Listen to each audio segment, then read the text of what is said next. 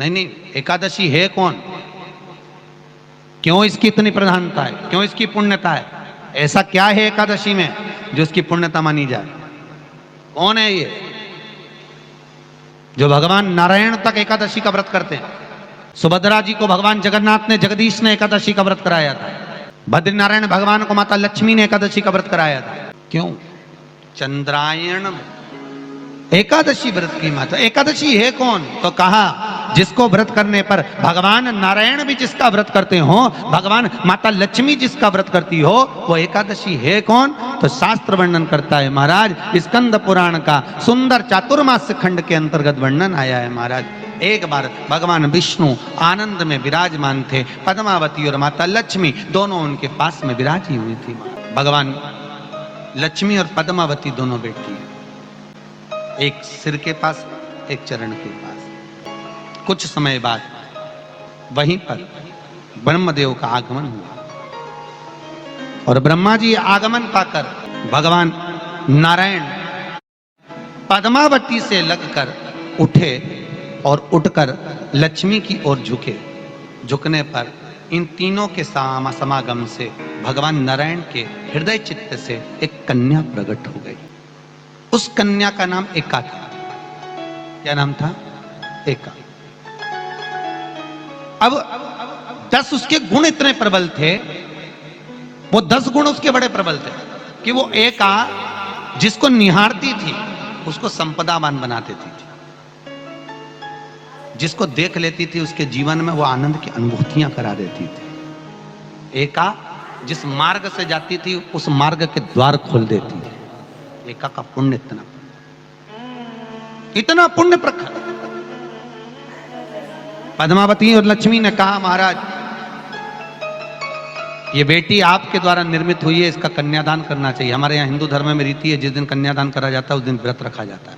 अब आजकल रखते कि नहीं रखते मालूम नहीं, और कन्यादान करते समय व्रत रखा जाता है।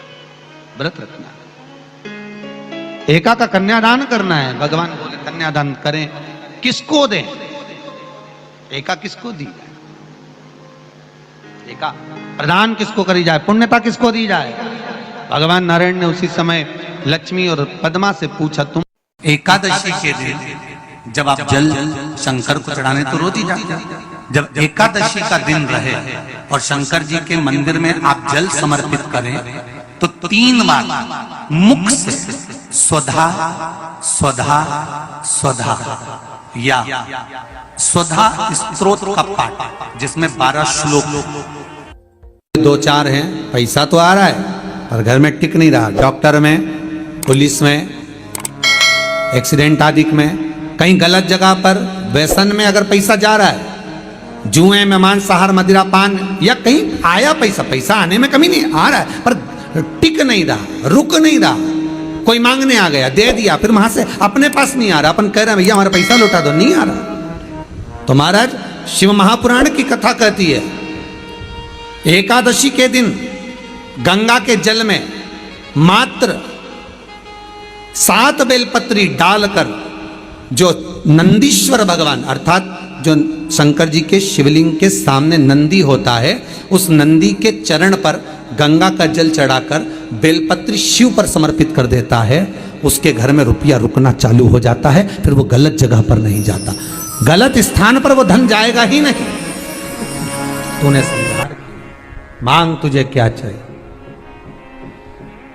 एकादशी ने भगवान विष्णु से कहा, नाथ प्रभु वर दे दो, मृत्यु लोक में जो मनुष्य मेरा व्रत करेगा, चाहे जलचर, थलचर, वायुचर या सांसारिक मनुष्य, मेरा अगर एकादशी का व्रत करेगा, प्रभु उसके यहाँ धन धान्य वैभव सुख संपदा बढ़ेगी और उस जीवात्मा को नरक नहीं भोगना पड़ेगा, सीधे वैकुंठ का उसको वास मिलेगा। जब जीव आत्मा को लेकर चला जाएगा, यम के दूत जब बंदी बनाकर ले जा रहे होंगे उस जीवात्मा को, जिसके प्राण छूटे होंगे, यम के दूत जब बंदी बनाकर ले जा रहे होंगे, तब मुझे वर दो कि मैं इसका हाथ पकड़कर बेतरनी से पार उतार कर सारे नरकों से निकालती हुई आपके धाम में लेकर आऊं।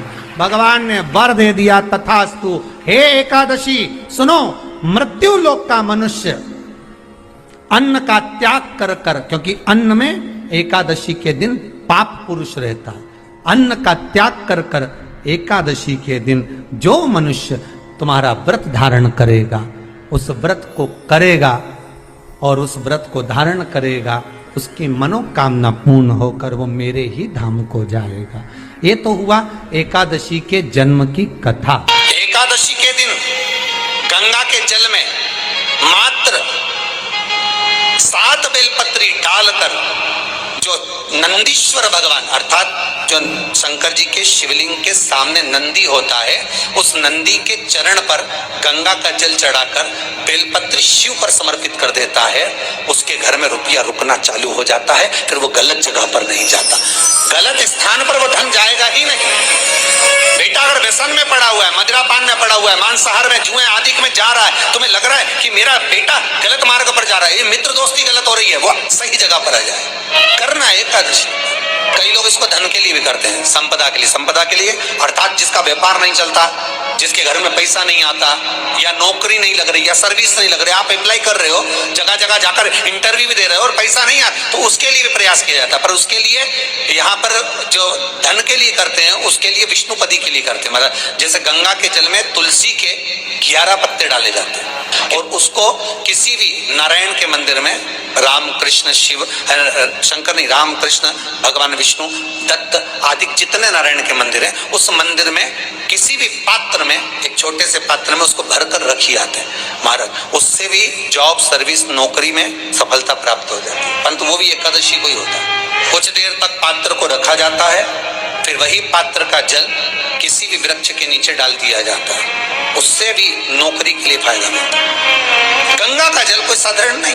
दशमी, एकादशी और द्वादशी, इन 3 तिथियों पर एक रोटी में थोड़ा सा मीठा रखकर सोमक पितृ का नाम लेकर यदि गाय को खिला दिया जाता है, तो अगर कोई पूर्वज प्रेत योनि में भी पड़ा हुआ होता है, भटक रहा होता है, जिसको पिंड नहीं मिला, जो अचानक मर गया होता है, अधोगति में चले गया होता है, उस जीव की मुक्ति दशमी, एकादशी और द्वादशी, 3 दिन सोमक पितृ का नाम लेकर रोटी में, पूड़ी में मीठा रखकर अगर गाय को खिला दिया जाता है ये 3 दिन तक, तो वो पितृ कभी भटकते नहीं है, उनको मुक्ति प्राप्त हो जाती है, मोक्ष में।